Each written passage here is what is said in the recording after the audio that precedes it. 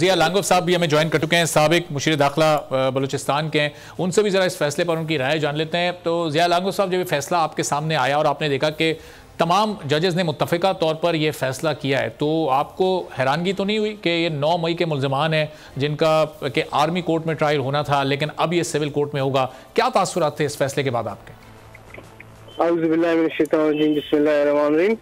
देखिए, जहाँ तक एक लॉ का ताल्लुक है, कानून जिस माशरे में ऐसी चीजों की का कोई सोच नहीं सकता है, ऐसी चीजें नहीं हो सकती हैं।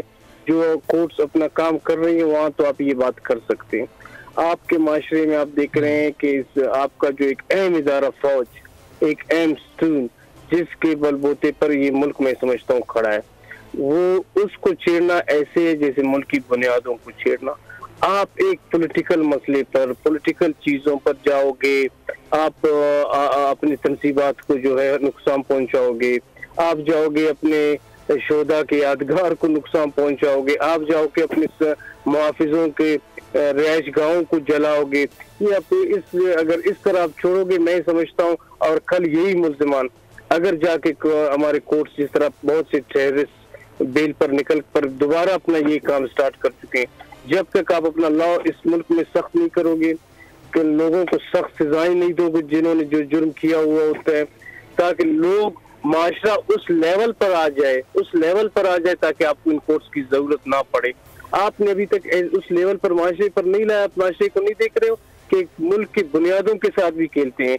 सोशल मीडिया आप देख लें, इसी टाइप के इसी किस्म के लोगों को मीडिया में आप देखें, वही जुबान वही चीजें इस्तेमाल करते हैं जो आपके दुश्मन ममालिक का सोच होता है, तो जो दुश्मन ममालिक की ज़हनियत होती है, उनके लिए अगर आप अपनी लॉ को सख्त नहीं करोगे, कानून को सख्त नहीं करोगे, इससे मैं समझता हूँ आपके मुल्क की सलामती का बहुत बड़ा खतरा है। जहाँ तक आज का फैसला है, मैं समझता हूँ हमारे ये भी क्योंकि पब्लिक प्रॉपर्टी होगी ये फैसला, इस पर हम खुल के बात कर सकते हैं।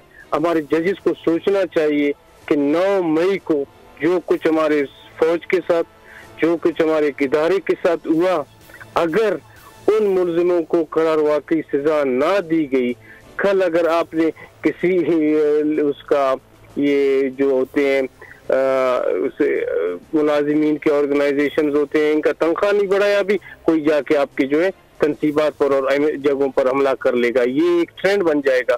आपको ऐसे लोगों को एक सबक सिखाना चाहिए ताकि हर किसी को पॉलिटिक्स करे, अपना मंशूर बताना है अपना मंशूर बताए, मुल्क की बुनियादों के साथ कोई कम अज कम ना खेले। ठीक है, तो जिया साहब, इसका मतलब आप ये कह रहे हैं कि माशरे पर इसका एक बड़ा खतरनाक असर पड़ सकता है, जिस तरह अभी भी आपने कहा कि फिर तो कोई भी एहतजाज करता हुआ इन तनसीबात तक चला जाएगा और उसको ये इल्म होगा कि हमारा ट्रायल तो फिर सिविल कोर्ट में ही होना है। तो आपको नहीं लगता कि ये जो जिन कवानीन को सख्त करने की आप बात कर रहे हैं, ये अभी भी हमारे यहाँ ये बात हो रही है कि अदालती इस्लाहात होनी चाहिए, स्पीडी ट्रायल्स होने चाहिए, एक मुकर्रर वक्त में फैसले होने चाहिए? बहुत सारा वक्त हम पिछले 15-20 साल में ज़ाय कर चुके हैं इन इस्लाहात के लिए और किसी पार्टी ने, किसी सियासी जमात ने कोई अमली कदम उठाया नहीं इस जानिब। देखिए, सबसे पहले हम सोचते हैं किसी का भाई एक शहरी का हक है, ठीक है, शहरी के ज्यादा इस मुल्क का सबसे ज्यादा हक है कि मुल्क हमारा है। अगर हमारा मुल्क हमारे शहरी के हाथों महफूज नहीं और शहरी के हाथों उस पर शरपसंदी का खतरा है, हमें शहरी के हक के बजाय अपने स्टेट, अपने मुल्क का हक का सोचना चाहिए।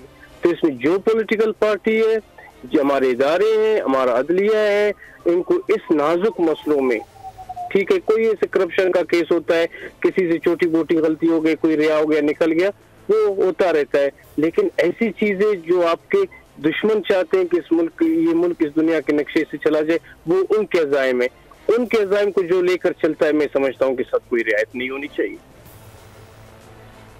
अच्छा, और ये भी कि अब ये ज़ाहिर है ये फैसला तो अब आ गया है, अब आपको लग रहा है कि 9 मई के जो मुल्ज़िमान हैं उनके साथ जो इस वक्त रवैया रखा जाएगा, क्या सिविल कोर्ट और जो हमारी फ़ौजी अदालतें होती हैं उन क्या बुनियादी फ़र्क होता है? ज़ाहिर है वहाँ स्पीडी ट्रायल होता है, यहाँ कम होता है, तो और इसके अलावा भी कहीं कोई इस तरह का फ़र्क होता है सज़ाओं में, क़वानीन में? अगर आपके इल्म में हो तो ज़रा थोड़ी सी रोशनी डालिएगा।